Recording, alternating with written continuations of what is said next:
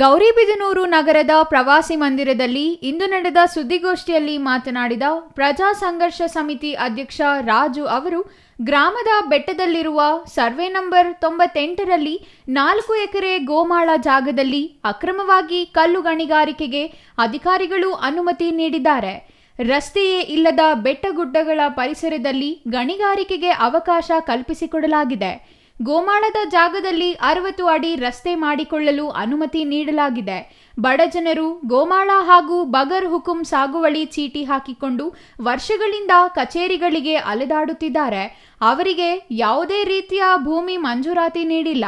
ಸದರಿ ವ್ಯಾಪ್ತಿಯಲ್ಲಿ ಎತ್ತಿನ ಹೊಳೆ ಪೈಪ್ಲೈನ್ ಹಾದು ಹೋಗುವುದರಿಂದ ಜಲಮಂಡಳಿಯವರು ಗಣಿಗಾರಿಕೆಗೆ ಅನುಮತಿ ನೀಡಬಾರದು ಎಂದು ಜಿಲ್ಲಾಧಿಕಾರಿ ಗಮನಕ್ಕೆ ತಂದರೂ ಕೂಡ ಅನುಮತಿ ನೀಡಲಾಗಿದೆ ಎಂದು ಆರೋಪಿಸಿದರು. ರೈತರೆಲ್ಲರಿಗೂ ಸ್ವಾಗತ ಬಯಸ್ತೇನೆ.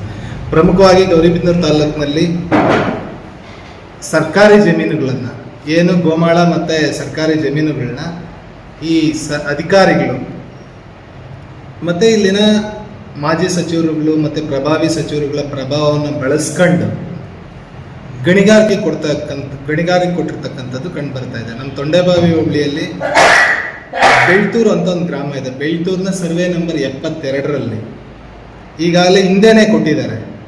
ಅದು ಯಾವ ಆಧಾರದಲ್ಲಿ ಕೊಟ್ಟರು ಅಂತ ಅರ್ಥ ಆಗ್ತಾ ಇಲ್ಲ. ಯಾಕೆಂದರೆ ಅಲ್ಲಿಗೆ ನಾವು ಹೋಗಿ ವಿಸಿಟ್ ಮಾಡಿದಾಗ ಅಲ್ಲಿಗೆ ದಾರಿ ಗಿರಿ ಏನೂ ಇಲ್ಲ. ಅಲ್ಲಿಂದ 272 ಸರ್ವೆ ನಂಬರ್ ಬೆಳ್ತೂರು, ಅದು ಸುಮಾರು 72ನೇ ಸರ್ವೆ ನಂಬರ್ಲಿ 272 ಎಕರೆ ಜಮೀನಿದೆ.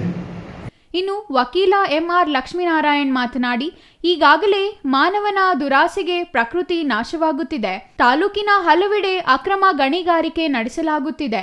ಬೆಟ್ಟಗುಡ್ಡ ಗೋಮಾಳಗಳಲ್ಲಿ ಗಣಿಗಾರಿಕೆಗೆ ಅವಕಾಶ ನೀಡುವುದರಿಂದ ಸುತ್ತಲ ಪರಿಸರದ ಜೊತೆಗೆ ಅಲ್ಲಿನ ಪಶು ಪಕ್ಷಿಗಳ ಸಂತತಿ ನಾಶವಾಗಲಿದೆ. ದನ ಕರುಗಳಿಗೆ ಆಹಾರ ಇಲ್ಲದಂತಾಗುತ್ತದೆ. ಆದ್ದರಿಂದ ಗಣಿಗಾರಿಕೆಗೆ ಕಡಿವಾಣ ಹಾಕಬೇಕೆಂದು ಆಗ್ರಹಿಸಿದರು. ಸ್ವಾಮಿ, ಇದೊಂದು ತಾಜಾ ಉದಾಹರಣೆ. ನಾವು ಇವತ್ತು ದಿವಸ ಏನು ಆಲ್ಗುಂದದ ಹತ್ರ ದೊಡ್ಡ ಗಣಿಗಾರಿಕೆ ನಡೆದಿದೆ. ಅದಕ್ಕೆ ದೊಡ್ಡ ಪ್ರತಿಭಟನೆ ಮಾಡಿದ್ವಿ. ಸುಮಾರು 200ರಿಂದ 250 ಅಡಿ ಆಳ, ಸುಮಾರು 100 ಅಡಿ ಅಗಲ ದೊಡ್ಡ ಬಾವಿ.